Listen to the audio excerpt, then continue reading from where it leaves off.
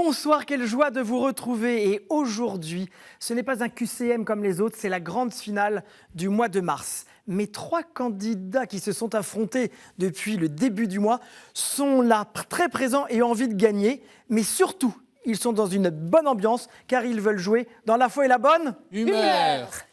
Ils jouent pour un séjour, alors sans plus attendre, la première partie.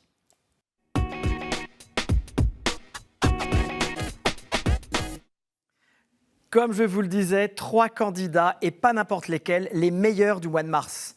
Et pour la première fois depuis que je présente cette émission, je sens une tension sur le plateau et je suis très heureux de retrouver Patrick.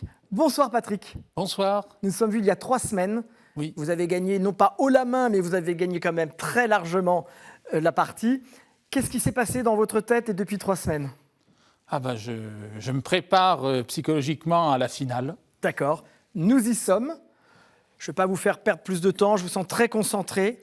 Vous avez 2 minutes pour répondre à 9 questions maximum. D'accord ? D'accord. Patrick, l'alliance noachique est entre Dieu et le monde de la mode, les buralistes ou Noé ? Noé. C'est une bonne réponse. Le pape François a été élu le premier jour du conclave, le 2e jour ou le 3e jour ?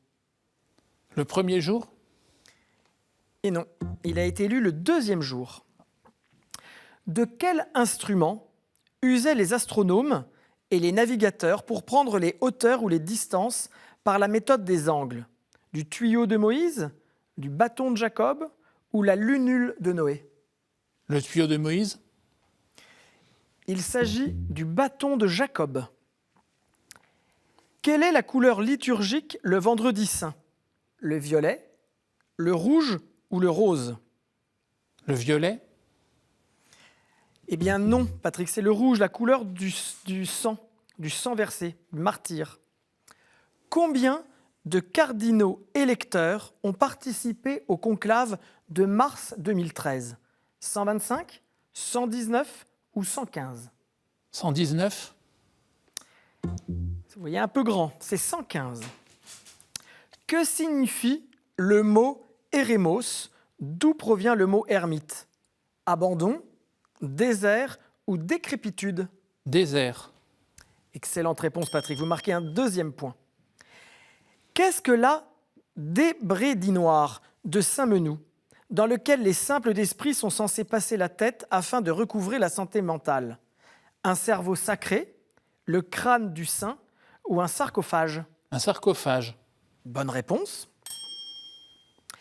Où la légende du bonhomme 7 heures invitait-elle les enfants à se coucher tôt ? En Ukraine, au Malawi ou au Canada ? En Ukraine ? Non, c'est un conte, une histoire du Canada. Vous avez marqué 3 points, Patrick. Bravo. Maintenant, nous passons à Marie-Ange. Marie-Ange, comment allez-vous ? Il y a 15 jours déjà. Eh bien, ça va, merci. Ça et va vous-même ? Très bien, je suis content de vous retrouver. Alors, que s'est-il passé pendant ces 15 jours ? Eh ben, le carême a avancé, et puis j'essaie de me préparer le mieux possible à Pâques, comme beaucoup ici. Dans la joie. Et la bonne humeur. Exactement, bravo.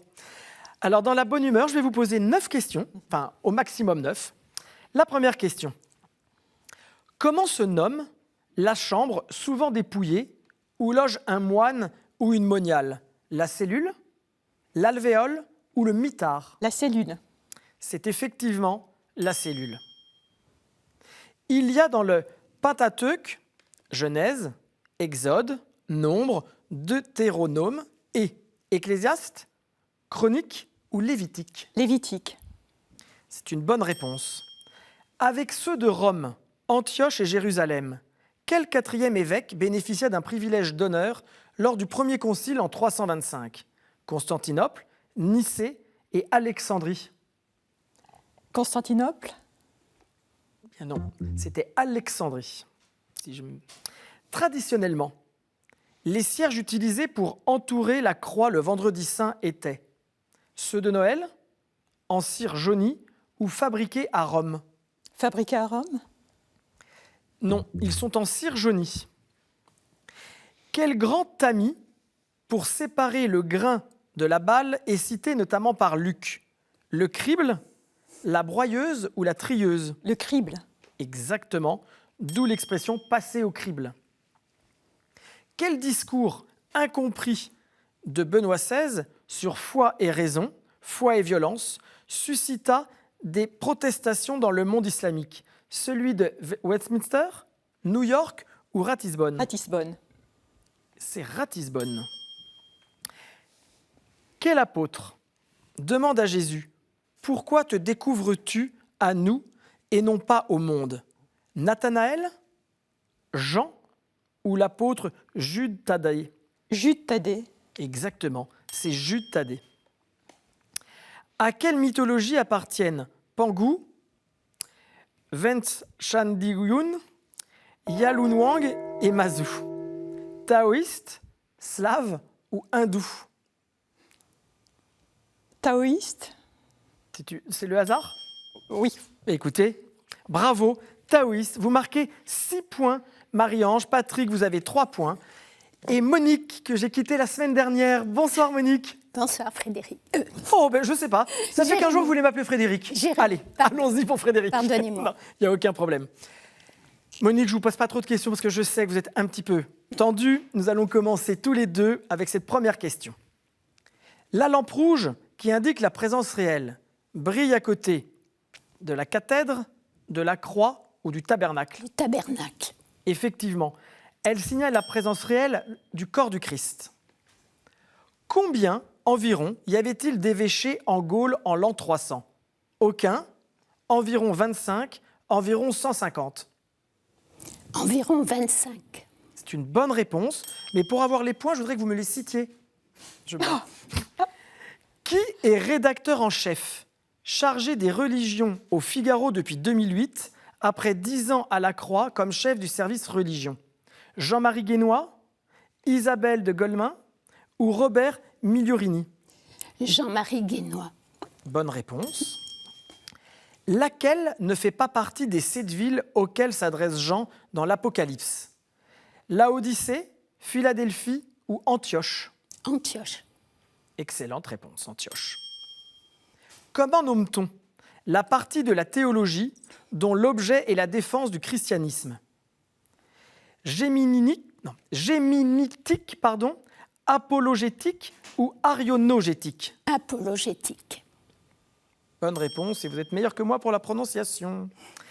Quel terme, apparu au XIXe siècle, désigne la confusion des pouvoirs spirituels et temporels dans la personne d'un empereur? Augustinisme, césaropapisme ou rexrigisme? Augustinisme. Non, et je vais le répéter, c'est césaropapisme. D'accord. Comment nomme-t-on la partie verticale de la croix, dont un tenon s'emboîtait dans la mortaise du palibulum? Perisonium, stipe ou titulus? Je sais pas.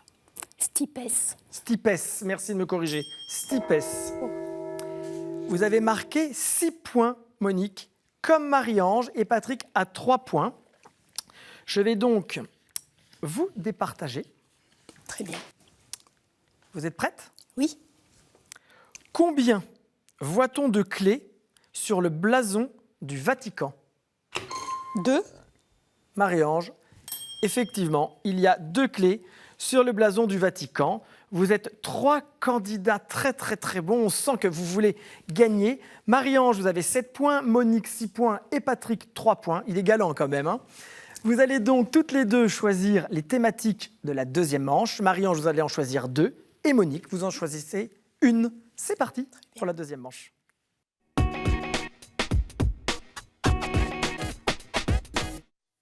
Cette deuxième partie s'appelle En chemin et elle porte tout à fait son nom, puisque là nous sommes vraiment en chemin pour la victoire vers la grande finale. Et je crois qu'ils en ont déjà marre de m'écouter, ils veulent répondre à mes questions. Marie-Ange, Monique, quelle thématique allez-vous choisir parmi les 6 que nous vous proposons? Saints et témoins de la foi, Bible, l'Église et son histoire, liturgie, prière et sacrement, art, culture et foi ou questions providentielles? Marie-Ange. Je vais prendre saints et témoins de la foi. Saints et témoins de la foi. Et questions providentielles. Questions providentielles. Monique. Bible. Bible. Nous avons nos 3 thématiques. Nous pouvons remettre vos compteurs à 0. La main sur vos buzzers. Et j'espère que vous allez trouver les bonnes réponses.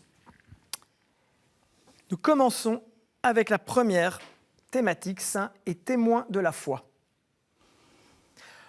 On ne connaît que les conditions de mon arrestation et de ma mort, grâce à une lettre devenue célèbre, adressée peu après par l'Église de Lyon à celle d'Asie et reproduite par Eusèbe de Césarée. Saint-Potin. Monique, c'est une bonne réponse. Dans son histoire ecclésiastique, je fus arrêté en l'an 177 sous le règne de Marc Aurèle, en même temps que Blandine et qu'un groupe de chrétiens qui forment les premiers martyrs de Lyon. Je fus le premier évêque de cette ville et le premier évêque de Gaule. Je ne m'appelais pas Félix et n'étais pas particulièrement bruyant. Si vous me pardonnez ces jeux de mots, je suis Saint-Potin. Monique, vous marquez votre premier point. Et je crois que Monique, vous êtes de Lyon de mémoire. Elle joue à domicile, Monique. Question profidentielle. Vous cherchez le nom d'une forme de fil dont le brevet fut déposé en 1874 par l'Américain Joseph Glidden, un fermier.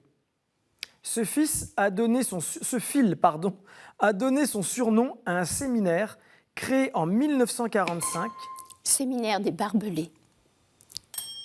Effectivement, Monique, vous le dites très posément, séminaire des Barbelés. Ce fil a donné son surnom à un séminaire créé en 1945 au camp 501 au Coudray, près de Chartres. Là, 160 séminaristes catholiques allemands furent confiés à un abbé, auparavant aumônier des prisonniers français à Paris pendant l'occupation. C'est ce saint abbé, Franz Stock, qui peignit la fresque de la chapelle de ce séminaire où plus de 900 étudiants auront vécu, prisonniers, derrière les fils de fer hérissés de pointes dont vous cherchez le nom. Nous sommes où ce sont les Barbelés. Monique a 2 points, Marie-Ange et Patrick, ex aequo à 0. Question relative à la Bible.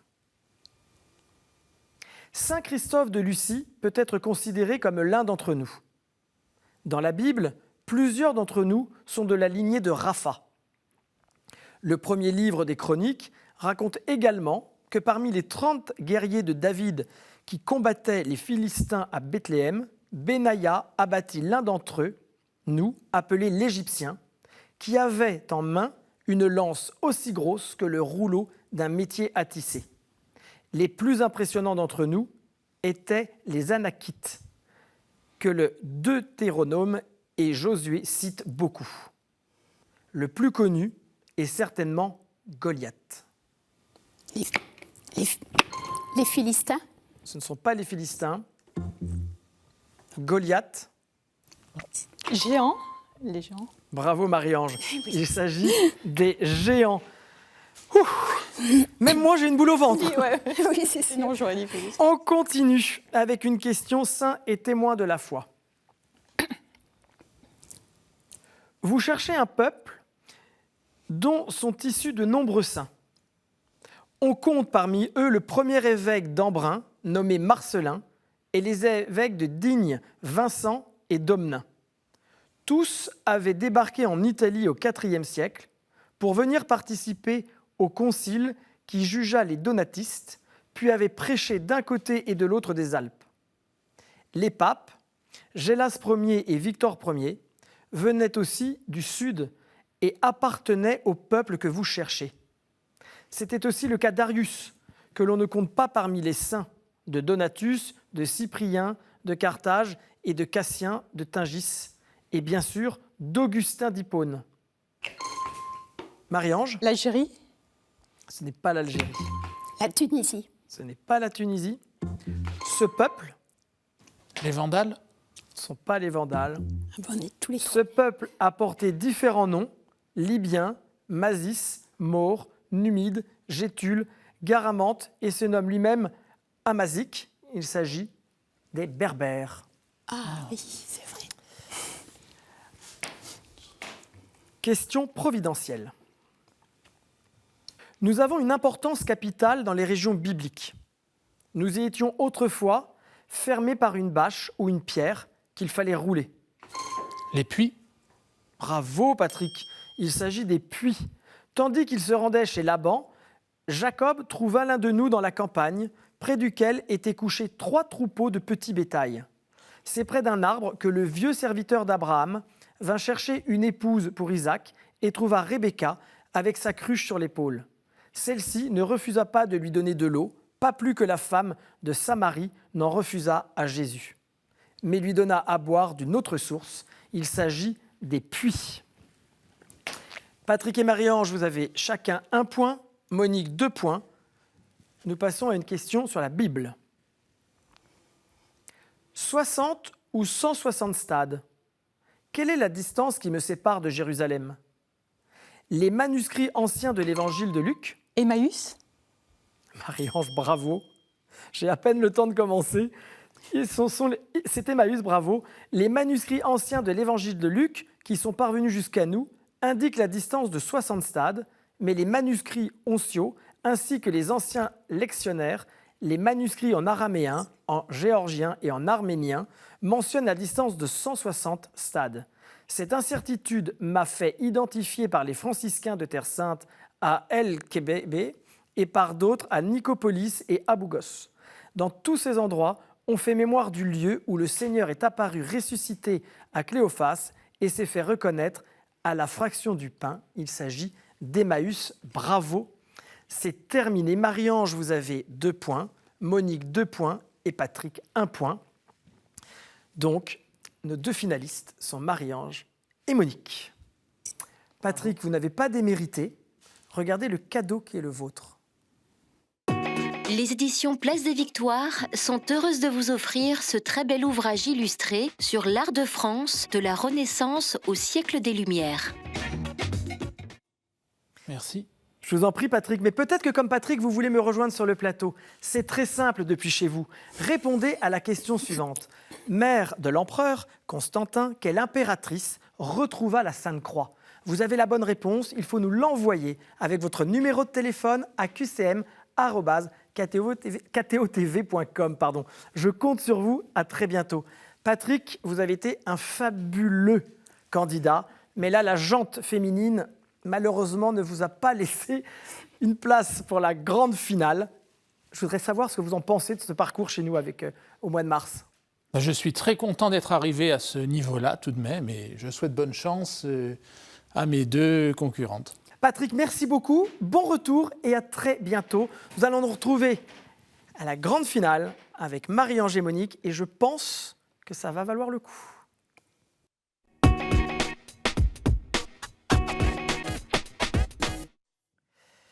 L'heure de la finale a sonné et je vous assure que tant Monique que Marie-Ange ont hâte de savoir qui d'entre elles sera la grande vainqueur de cette finale du mois de mars. Monique n'arrête pas de me dire il faut que ça cesse. Alors, voici les thèmes qui vont départager Marie-Ange et Monique. Monique, le hasard ou la providence, tout se joue dans le tirage que vous allez effectuer. Alors, dites-nous le thème, Monique, que vous avez tiré au sort. Les cochons. Les cochons. Les cochons.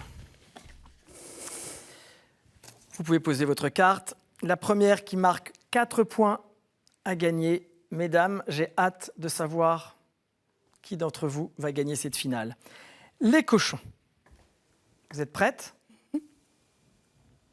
Quand Jésus expulse des démons dans un troupeau de porcs, où se jette le troupeau? Dans un ravin à Gaza. Ce n'est pas la bonne réponse. Dans la mer? C'est dans la mer. Ah, pardon, oui. T'as raison. Marie-Ange, vous marquez 1 point. Lequel des 4 évangiles ne raconte pas ce récit? Lequel des 4 évangiles ne raconte pas ce récit? Jean? Bravo Marie-Ange. Vous n'aviez pas l'air sûr de vous. Non, pas complètement, mais... 3e question. Outre le Deutéronome, quel livre de la Bible interdit la consommation du porc parce qu'il ne rumine pas? Le Lévitique. Très bonne réponse, Monique. 2 points pour Marie-Ange, 1 point pour Monique. Dans le livre des Maccabées, combien de frères, Marie-Ange, 7. bravo, sont martyrisés par Antiochos parce qu'ils refusent de manger du porc? Ils sont 7 frères. Quel ermite du désert égyptien, Saint-Antoine. Saint Antoine le Grand, qui subit beaucoup de tentations, est souvent représenté par un cochon? Saint Antoine le Grand, effectivement. Mesdames, 3, 2. De quelle profession est-il de ce fait le patron? De quelle profession est-il de ce fait le patron? Les charcutiers? C'est une bonne réponse, Marie-Ange. Vous avez marqué Bravo. 4 points et vous êtes la grande gagnante de cette finale du mois de mars. Vous avez l'air étonnée. Je pensais que j'en étais à 3. Mais non, vous étiez à 3 et maintenant à 4. Il restait une dernière question en Luc 15. Qui aurait bien voulu se remplir le ventre Le fils avec les prodigue. gousses que mangeaient les porcs, mais personne ne lui donnait rien? Le fils prodigue. Et c'était le fils prodigue. Monique, vous aviez la bonne réponse. Marianne, je suis ravie. Monique, Bravo, vous hein. avez été... On était quasiment à égalité. Exactement, hein, c'est une très belle victoire de Marie-Ange, mais un très beau jeu entre vous deux. Regardez, Félicitations. Monique, vous ne partez pas les mains vides. Votre cadeau.